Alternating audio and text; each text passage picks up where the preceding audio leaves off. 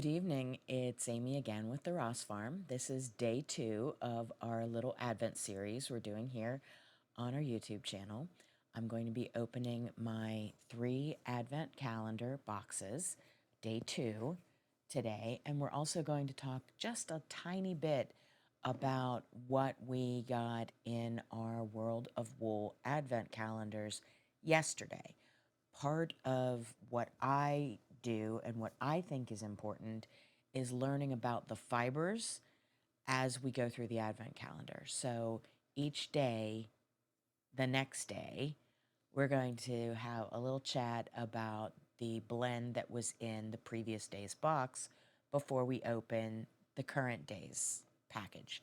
So yesterday's package in both the fiber and the yarn from World of Wool was this lovely 75% Corriedale, 25% alpaca in a 50-gram DK weight ball and in this beautiful spinning fiber.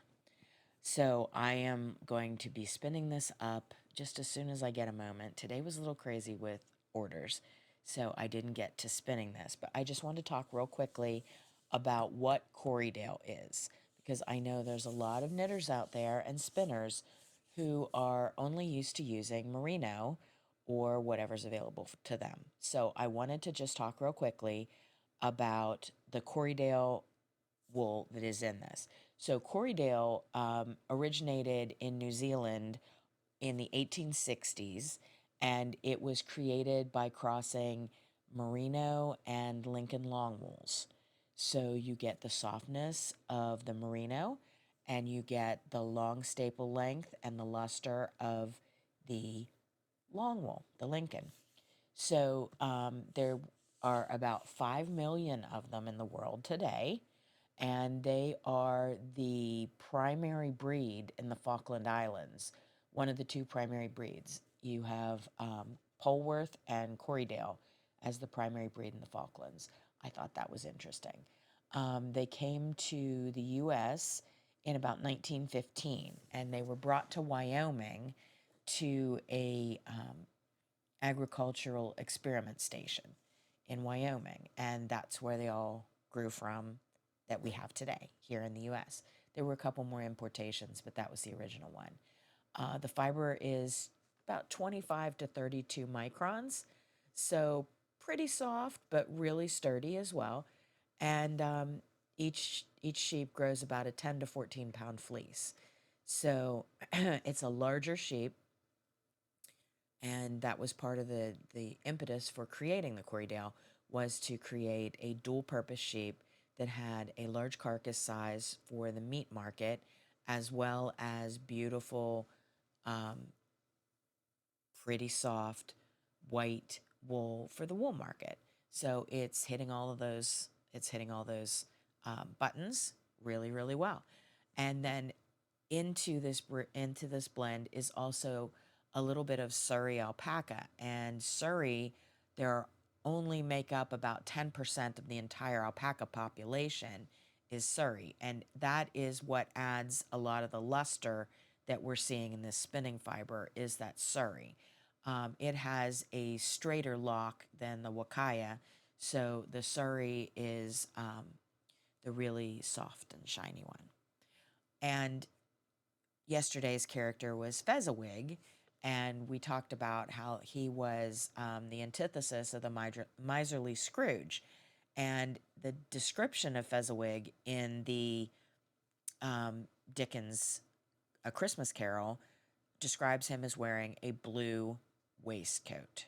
So the inspiration for the yarn and fiber was the blue waistcoat that Fezziwig wears the um, in the story, and it is a blend of a cornflower blue, a little bit of a mink color, royal, and then the natural Surrey. And there's just ever so slightly a little shade of pink to it too. And these were inspired by the fashions of the 1840s, which is the period when Scrooge would have would have happened. So that's our little recap from yesterday. I'm just going to toss these two aside. And we're going to open our packages. So exciting. So first thing we're going to do is our Fibre box. And each one of them comes with the Advent Calendar magazine that tells us all about things. So today's day 2 is inspired by Zuzu's Petals. So if you've not seen It's a Wonderful Life, then put it on your watch list this Christmas. It's a proper feel-good tearjerker from 1946 and the inspiration for the blend. Zuzu is the daughter of George Bailey, the main character, and gives him some petals to glue back onto a rose after they fall off. They are safely tucked away in his pocket and make an appearance at a pivotal point later in the film. Being such an old film is in black and white, which meant we got to use our imaginations to bring the petals to life. So this is going to be day 2, Zuzu's Petals, and it is a superwash merino and stellina blend. So we already know that it's going to be some sort of a floral shade, and it's going to be sparkly from the stellina, and soft from the merino, right? So this is really exciting. Oh, this one's really good. Look how gorgeous that is. It's absolutely beautiful. It's not quite pink, but it's not quite purple. It's about the shade of my grandmother's African violets in the windowsill of her kitchen. If you can remember back to the 70s and 80s when all the grandmas had African violets on the windowsill in the kitchen, that's just about the shade that it is. So let's see what the yarn version looks like. I think this is going to be amazing. Do you think it's going to be merino and stellina too? I kind of feel like maybe it will be. Let's open this up, see if it says anything additional. The yarn is made of superwash merino pastel, superwash merino smoothie, superwash merino mousse, and glitter white and gold. Huh. Well, this should be interesting. It's a solid color yarn, and it's superwash, so any of the items made with it can be washed gently and in the machine. So let's see which one is number 2 with our Zuzu's Petals, merino, and glitter yarn. And I swear these things should be easier to open. Oh, very pretty. It's very sparkly, very, very sparkly. Can you see how sparkly that is? I'm just going to make it move a little bit and see if maybe you can catch the glimmer in the light. But it is gorgeous. And it's another 50-gram DK weight yarn that is very close in color to the Fibre, but not quite.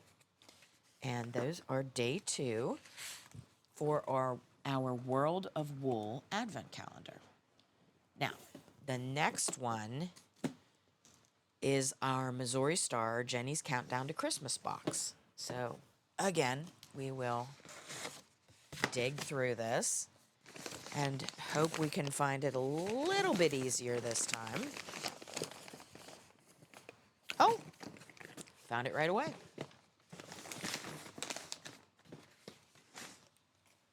So, this is day 2. Boy, I hope it's supposed to make that noise. This is day 2. It's a small box that is patterned after the Missouri Star Mercantile on this side. And it says, "Quilt yourself a merry little Christmas" on the door on the back. And "'Tis the season to be quilty" on the little door in the front. And it has a cat and Chuck the duck and a sewing machine and quilts in the windows. This box is almost cute enough that I don't care if there's anything in it. Let's see what it is. Oh, look how cute it is. Oh my heavens. Okay, so it is a tiny sad iron. Do you know what a sad iron is? So a sad iron would have been iron, literally, and placed into the coals of the fire on the hearth to heat up to press all of your clothes with. And I think they called it a sad iron because it really made you sad to have to do that. Look what's inside. Oh my heavens. So there is a set of really cute decorative pins, and I'll take photos of these and put them up tomorrow. And then there are some random ribbon bows, two little like Tic Tac boxes full of beads, some little Chuck the Duck buttons. I'll put them up here so maybe you can see them.